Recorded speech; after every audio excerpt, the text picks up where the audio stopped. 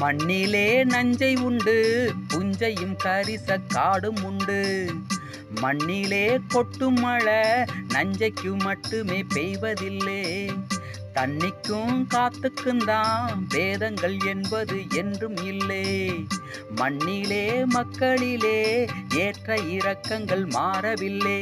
நாதியுமற்ற ஏழைகட்கு ஜாதி எதுக்கு?